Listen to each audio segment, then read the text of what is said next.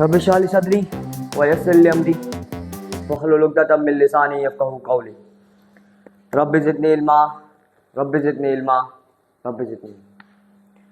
This is me Abdul Bari standing in front of you to give you a lecture on the biology first chapter 2 topic. Chapter 2 का ये first topic है biological method. First chapter हो गया पूरा complete.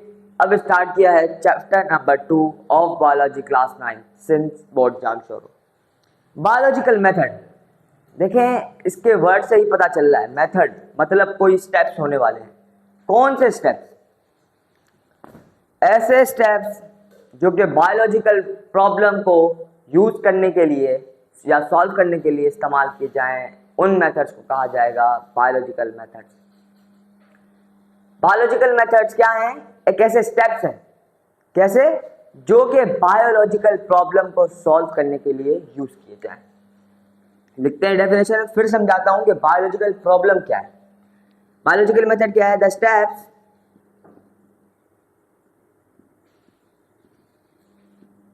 which are used to solve a biological problem। Biological problem है क्या? अब आ जाते हैं इस वर्ड के ऊपर। इन दोनों को अगर मैं कंबाइन करके लिखूं तो बायोलॉजिकल प्रॉब्लम बन जाएगा। अब ये है क्या? बायोलॉजिकल प्रॉब्लम एक ऐसा क्वेश्चन है जो कि साइंटिस्ट के माइंड में आएगा या किसी से पूछा जाएगा।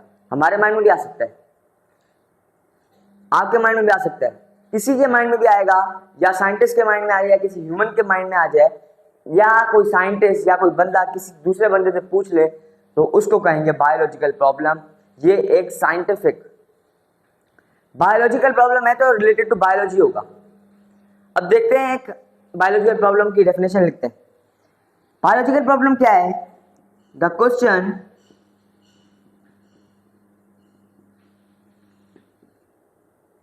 that comes in the mind of biology, in the mind of scientist, sorry biology कह दिया, in the mind of scientist or asked by anyone।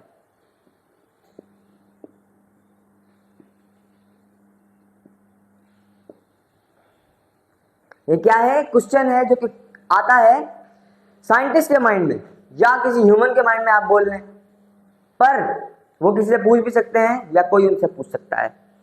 अब स्टेप्स क्या हैं बायोलॉजिकल मेथड के? एक बायोलॉजिकल प्रॉब्लम सॉल्व करने के लिए कितने स्टेप्स लगेंगे सबसे पहले वो आप समझ लें।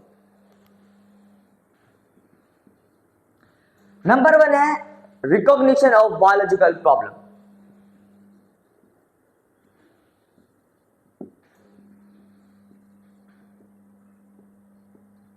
दूसरा है उसकी ऑब्जर्वेशन। अब एक बायोलॉजिकल प्रॉब्लम को आप समझ रहे हैं, फिर उसकी ऑब्जर्वेशन कर रहे हैं कि उसके अंदर मसला है क्या। ऑब्जर्वेशन कर लिया। अब तीसरे नंबर पे आएगा कि उसका हम लोग ऑब्जर्वेशन के बाद क्या हाइपोथेसिस लगा रहे हैं।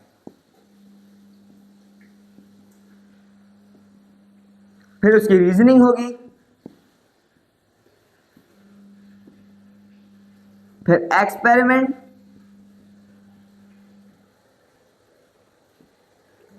फिर 6 नंबर पे आएगा उसका एक्सपेरिमेंट के बाद रिजल्ट, फिर 7वें नंबर पे आएगा फिर उसका कंक्लूजन जो कि होगा बेस्ड अपॉन द हाइपोथेसिस। जो हाइपोथेसिस लगाया होगा अगर वो ही कंक्लूजन में या रिजल्ट में लिखा तो वो कहलाएगा आपका करेक्ट बायोलॉजिकल प्रॉब्लम। अब देखें, एक मतलब लेब्रान साइंटिस्ट थे, उन्होंने क्या किया, मलेरिया पेशेंट को ऑब्जर्व किया। कैसे ऑब्जर्व किया? लेब्रान साइंटिस्ट थे, उन्होंने लिया एक मलेरिया पेशेंट का ब्लड, वो रखा माइक्रोस्कोप के अंदर। अब जब उन्होंने माइक्रोस्कोप के अंदर रखा, उधर उनको नजर आया एक प्लाज्मोडियम, एक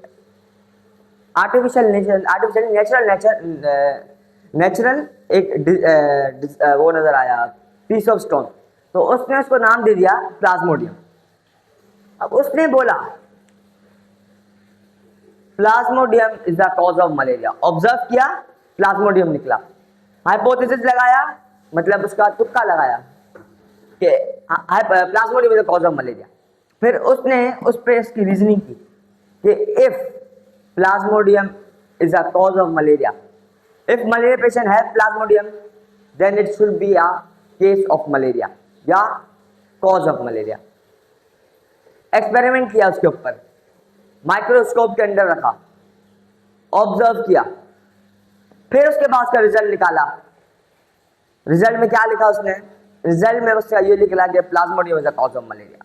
अब उसने कंक्लूड किया, एक प्रॉपर तरीके से स्टेटमेंट दे के लिखा, यहां पे जिससे मैं लिख रहा हूं, प्लाज्मोडियम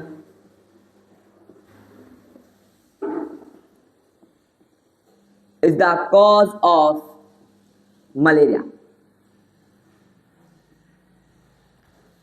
फाइनली उसने सब कुछ निकाल दिया। ये क्या किसकी मदद से हुआ? ये हुआ सब कुछ इस बायोलॉजिकल स्टेप्स की मदद से। देखिए मैंने अभी कुछ लिखवाया नहीं है इसमें, सिर्फ स्टेप समझाएं। नेक्स्ट वीडियो में आपको फुल डिटेल रिव्यू मिलेगा इसका। बायोलॉजिकल प्रॉब्लम रिकॉग्निशन, आपने बायोलॉजिकल प्रॉब्लम समझ ली होगी कि रिकॉग्निशन मतलब उस बायोलॉजिकल प्रॉब्लम को समझना कि तो किससे रिलेट कर रहा है। जैसे अभी मलेरिया का डिजीज था, वो किससे रिलेट कर रहा था? वो रिलेट कर रहा था in the term of bio. अब बायोलॉजी में उसकी हुई ऑब्जर्वेशन, साइंटिस्ट के अंडर हुई ऑब्जर्वेशन, फिर उसके बाद उसका तुक्का लगाया, scientific guess, hypothesis is known as scientific guess. Reasoning, reasoning ये आपको पढ़ाऊंगा कि दो तरह की होती है।